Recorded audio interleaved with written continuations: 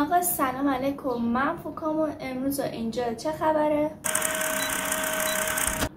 امروز قراره این چشم رو با هم بکشیم. برای کشیدن این چشم به چند چیز بیشتر نیاز نداری. خب یکیش که یه مداد معمولیه و یه دونه مفکن که قیمت خیلی زیادی هم نداره. خب بچه‌ها، محتوای من 9 سان در 9 سان بود که از هر قسمت نیم سان یا 5 میلیمترش رو چسب دادم برای راحتی خودم و تمیزی کارم. بعدش اومدم قسمت‌های باقی مونده رو تقسیم بر 8 سانت کردم که هر قسمت شد 1 سانت.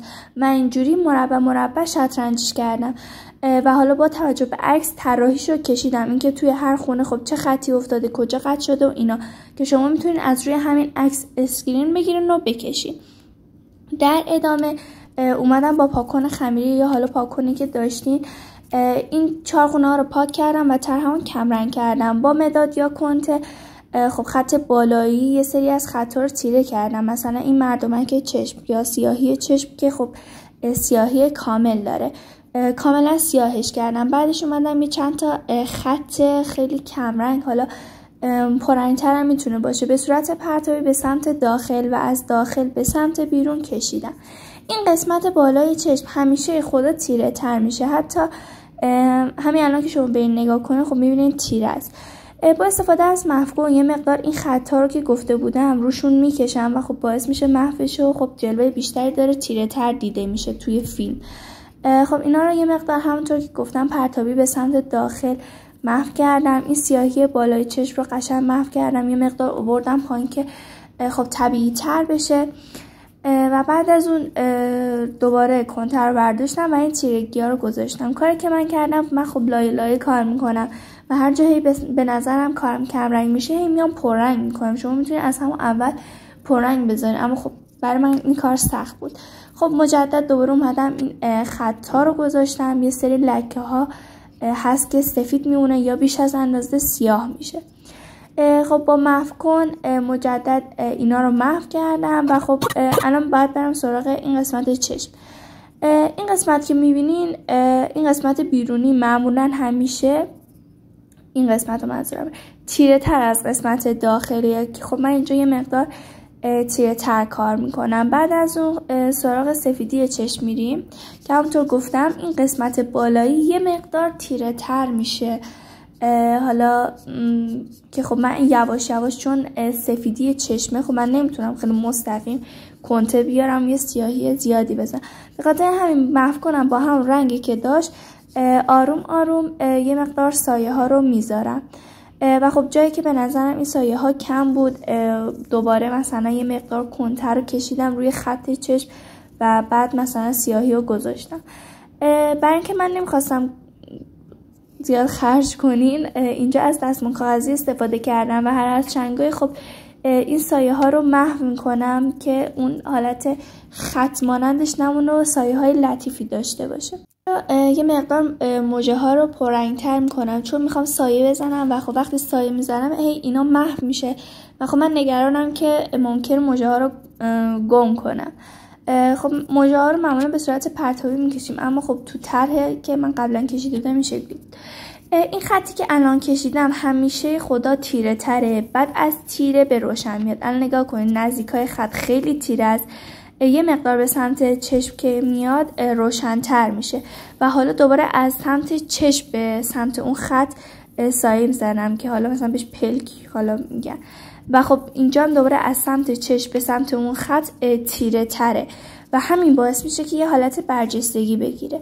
به کمک دستمال کاغذی یه مقدار محو کردم، حالا این محو کردن و یا این مقدار سایه رو جاهای دیگه بردم. خب موجه دوباره کمرنگ شد، من پررنگ کردم، یه مقدار اگه خط چشم لازم داشت تیره بشه تیره کردم و روشو با مفکن کار کردم. این پشت چشمم که همیشه مثلا یه حالت سایه مانند میفته، حالا آرایش چشم یا هرچی تیره میکنه. مجدد ببین دوباره از این خط پلک از تیره به روشن میره، یعنی نزدیک ابرو که میخواد بشه به سمت ابرو که میره خب کمرنگ تر میشه. حالا من اینجا زیاد سایه نذاشته بودم، یعنی زیاد کنته کار نکرده بودم که الان بخواد تیرگی زیادی بهم بده. یه مقدار همینجوری به صورت دورانی با دستمال کاغذی محو کردم و به سمت بالا رفتم. بعدی که این قسمت بخواد یه رنگی به خودش بگیره و مثلا حالا بعد از اون خب کنتمو تیز کردم و رفتم سراغ ابرو. خب ابرو هم مثل موجه، وقتی من بخوام سایه بزنم کمرنگ میشه و من گم میکنم خطا رو. ابرو موجه رو به صورت پرتابی میکشین. البته من دوستم توی پست دیگه خیلی دقیق تر بگم که منظورم از پرتابی چیه و برای طبیعی تر شدنش باید چیکار کنید. خب بعد از اینکه کشیدم یه مقدار با همون مفکن روشون کشیدم که این رنگا قشنگ ثابت بمونه و اگه حالت پرتابی هست خب نازک‌تر بشه سرش. برای اینکه پوستش رو سایه بزنم و خب اینجا یه مقدار کنتم روی کاغذ میکشم و خب یه مقدار پودرش بلند میشه، یعنی پودر میشه یکم، و با دستمال سایه میزنم. البته قبلش دیدین که چند بار روی کاغذ زدم تا قشنگ لکه هاشو بگیره، چون اگه مستقیم بزنین بعد بیارین روی کارتون حتما کارتون لک میشه، یعنی یه تیرگی یهویی و خیلی زیادی میاد.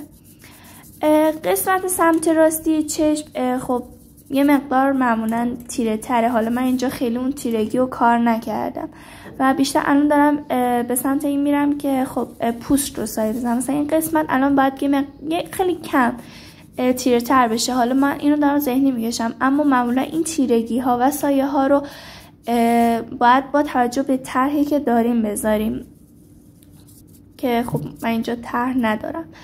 همونطور که گفتم من یه سری چیزا رو چند بار خب تیره میکنم، مثل ابروها یا دوباره این خط پشت پلک رو، موجه ها رو مجدد، حتی این سایه پشت چشم و پلک رو خب من دوباره گذاشتم چون به نظرم خب به جذابیت چشم کمک میکرد.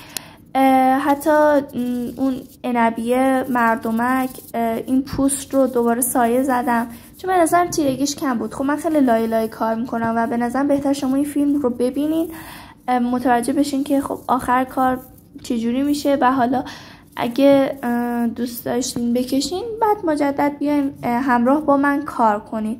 یا مثلا جایی که میبینید تیرگیش خوبه خب شما لازم نیست مثل من بیاین تیره کنین. یه خط نازک زیر چشم گذاشتم. این معمولا این چروک زیر چشما هست، خیلی باید نازک باشه که مال من کلوف شد. اما خب بعد از اینکه سایه زدم و با دستمال کاغذی دوباره اون قسمت پوست رو محو کردم خب کمرنگ تر شد و بهتر شد. که اینجا من دوباره داشتم عنبیه رو خطاشو میذاشتم و پررنگش میکردم. داشتم میگفتم اگه شما مثلا از اول تیرگی رو گذاشتین و دیدین بسته خب دیگه لازم نیست مثل من هر سری بیاین تیره کنین. اگه تیره بود که خب دیگه ولش کن. چقدر حرف زدم. خب پاکن خمیر یا پاکن معمولیتون رو وردارین. اگه پاکن معمولی یه ذره سرش رو برش بدین که حالت تیز بشه. بعد خب یه مقدار روشنی باید بذارین. مثلا این قسمت چشم خیلی این نور مهمه. اگه این نوره رو نذارین واقعا کارتون اصلا هیچ جونی نمیگیره و اصلا حس نداره. من چند تا خطم که داخل عنبیه اینا گذاشتم. حالا من اینجا زیاد روشنایی نذاشتم واسه پوست اینا، ولی خب داخل بعضی از طرح‌ها هست و میذارن.